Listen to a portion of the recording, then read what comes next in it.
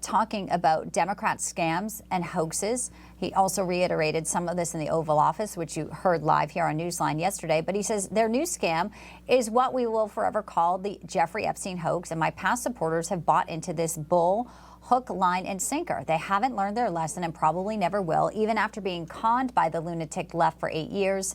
He writes, let these weaklings continue forward and do the Democrats' work. Don't even think about talking of our incredible and unprecedented success because I don't want their support anymore. Very strong words. This coming with some words from Maureen Comey as well, breaking at this hour. She was let go. A top federal prosecutor in New York City who worked on Epstein and Ghislaine Maxwell's case and P. Diddy Combs. We have her words in a memo that is a developing story at this hour. And reaction to that, let's bring in our panel now. Hogan Gidley, the former principal deputy press secretary at the White House and former national press secretary for the Trump campaign, with us today. Also Benjamin Weingarten. He is a contributor for Real Clear Investigations. All right, guys, I'm going to start with the headline today is obviously President Trump has been saying it's the Epstein hoax, but then the DOJ lets go of Maureen Comey, who is James Comey's daughter. We should say that. She just released a memo that's been now put out in media. I'll put this up here. She's basically saying that fear is the tool of the tyrant, talking about what will happen. She says if a career prosecutor can be fired without reason, scroll back and we'll try to put this up here completely here, that fear may seep into the decisions of those who remain. Do not let that happen. She continued on and says, ending there, fear is the tool of a tyrant. I mean, Benjamin, I'm going to start with you because obviously the P. Diddy case, they didn't get the charge of racketeering. Maybe it's that, maybe it's Epstein. We don't really know because the DOJ is not saying, but it does put it back in the spotlight again today. Your reaction?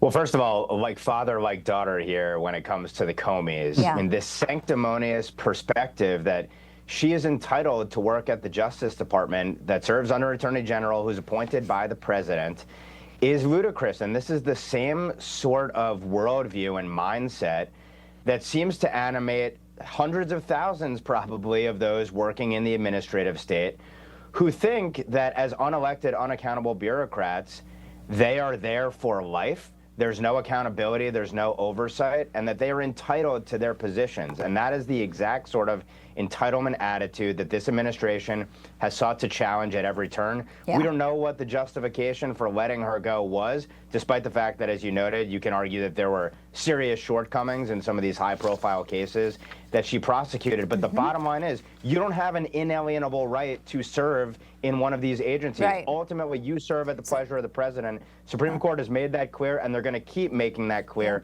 as the administrative state is deconstructed. Right. Exactly. Well, we've been talking about the Epstein case here and, you know, the developments every day on Newsmax because it is developing and we know it's an important story for our viewers, but not everyone is doing that. Look at this headline, gentlemen.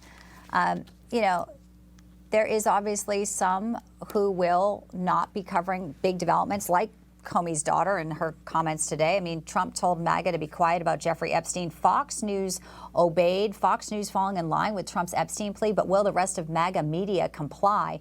Well, I'll play a little bit. This is Rob Schmidt addressing all of this on his show here on Newsmax last night. Again, this is what MAGA voters voted for. A government for the people, where the rich and the powerful get the same justice as the rest of us. You may have noticed the Epstein story was almost nowhere to be found, though, on Fox News these last couple of days. After months of very consistent coverage, it's pretty obvious that a lot of people don't really know what to do with this. There's a lot of people that are very scared because it's clear that the White House didn't want this to be a subject, but Trump's base, his supporters and base, care about it.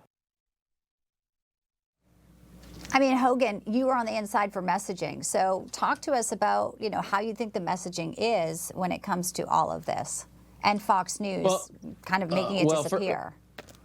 First things first, understand Donald Trump created the MAGA movement. Donald Trump is MAGA. And so when other people try to say whatever he's doing or whatever the administration is doing is not make America great again, if Donald Trump says it is, that's what it is, okay? He's the leader of the movement. He's definitely the leader of the Republican Party right now.